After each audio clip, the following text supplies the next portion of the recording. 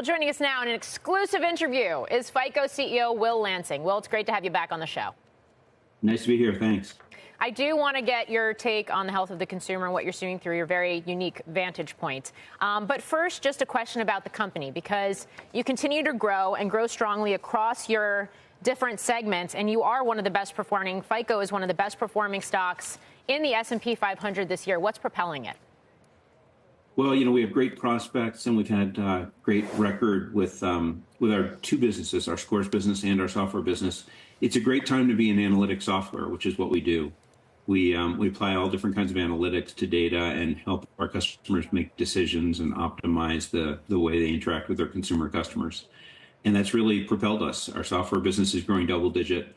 Our scores business is growing double digit, and that's what you see in the stock price.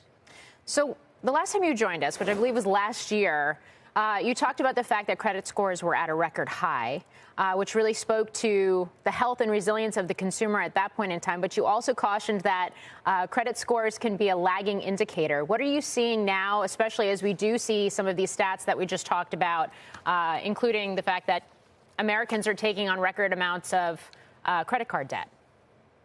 Yeah, you just called it 1.17 in consumer credit card debt is a record. And the utilization of credit cards is up to 35%, up from 33% a few years ago.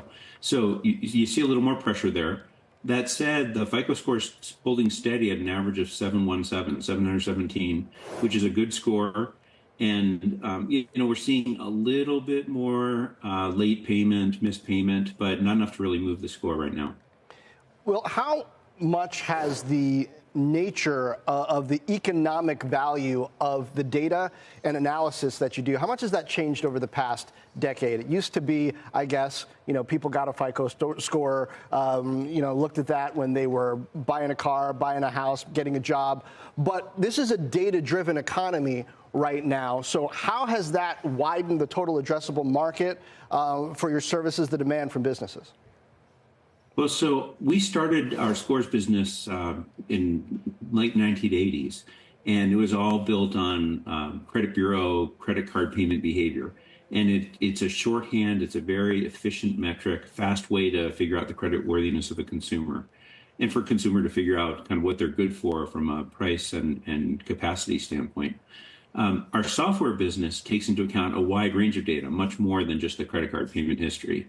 And so I'd say as more data has become available, our software has been able to make ever more precise decisions, and we take advantage of that. So those are the two ends of our business, the scores end and the software end.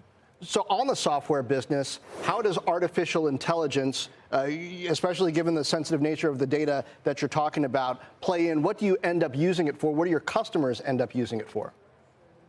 We've used artificial intelligence, machine learning for a very long time. We were in neural nets 25 years ago.